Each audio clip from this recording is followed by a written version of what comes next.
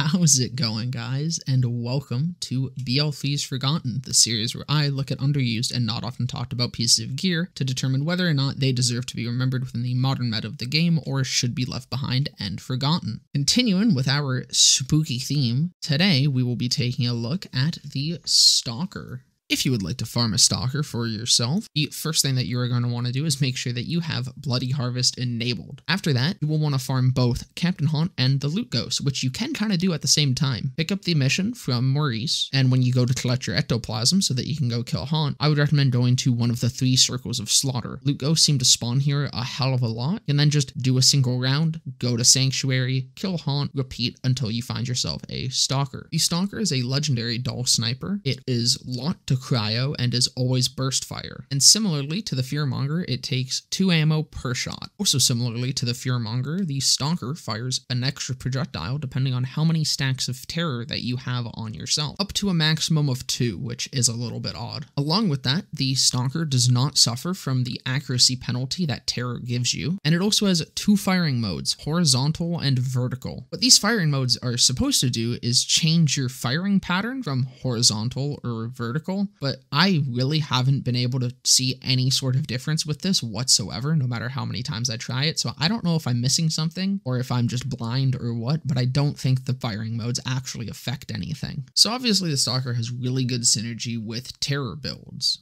And with those terror builds, the Stalker can actually put out some really good damage and keep up at the top tier of content. Only place it really starts to fall a little bit off is in True Guardian Takedown, especially against the Necro bugs and such. But against Guardians, if you're hitting crits, you can usually kill them pretty fast. It feels a little bit inconsistent at times. You kind of need to be landing like every single pellet onto their head, but it's not that hard to do. I think with a terror build, this is a perfectly competent sniper rifle. It's also pretty fun to use. But the question then becomes, is this worth considering because of the ammo consumption issues? I think with a terror build, yes. I would say that this is a good gun as long as you have a Cupper's launch pad. It's worth getting that extra thing for the damage that this can provide with a terror build. Without a terror build, this is not at that damage tier where it's worth it. Without the terror stacking, this thing just eats through ammo without giving anything in return. Even on Moe's, the mag size isn't big enough for her to keep on firing this thing forever. It can still kill things, but you'll maybe, if you're lucky, get through a single room of enemies, assuming there's not too many badasses, before having to swap to another gun or go back to a vending machine for ammo. But again, with a terror build, this thing fucking shines. Like, I prefer it over a Sandhawk for mobbing. The ammo consumption of either of them aside, I think the Stalker just does more damage when it comes to mobbing and is way easier to use. It really is a hard one to rank because of this, though.